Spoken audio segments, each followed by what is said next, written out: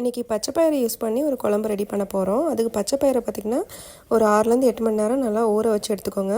ஒரு மிக்ஸி ஜாரில் 5 பல் பூண்டு, காஞ்ச வரமிளகா, 1 டேபிள் ஸ்பூன் ஜீரகம், 1 டேபிள் ஸ்பூன் மல்லி, இதெல்லாம் நல்லா சேர்த்து நல்லா அரைச்சி எடுத்துக்கோங்க. இப்போ ஒரு குக்கரில் ஒரு 2லேருந்து 3 டேபிள் ஸ்பூன் நல்லெண்ணெய் சேர்த்துக்கோங்க. எண்ணெய் நல்லா காஞ்சி வந்ததுக்கப்புறமா தேவையான அளவுக்கு கடுகு நல்லா பொரிஞ்சு வந்ததுக்கப்புறமா நம்ம ஏற்கனவே கட் பண்ணி வச்சுருக்கிற ஒரு பெரிய சைஸ் வெங்காயத்தை இது கூட சேர்த்துக்கலாம். இப்போ இந்த வெங்காயத்தை நல்லா வதக்கி விட்டுக்கோங்க. இப்போ இந்த வெங்காயம் நல்லா வதங்கிருச்சு.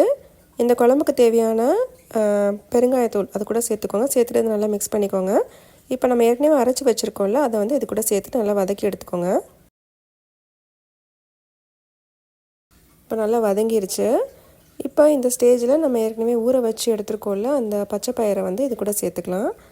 பச்சை பயிரை நீங்கள் ஓவர் நைட்டாக கூட ஊற வச்சு எடுத்துக்கோங்க. ஸோ அடுத்த நாளைக்கு யூஸ் பண்ணும்போது ரொம்ப நல்லாயிருக்கும்.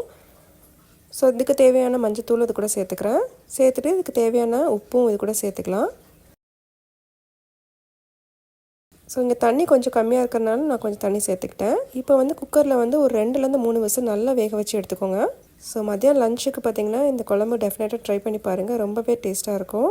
இன்றைக்கி நான் மதியம் லஞ்சுக்கு ரைஸ் கூட அந்த பச்சைப்பயிர் குழம்பு எடுத்துக்கிட்டேன். தொட்டுக்க அப்பளம் கூட்டு சேர்த்து சாப்பிடும்போது இன்னும் ரொம்ப டேஸ்ட்டாக இருந்தது.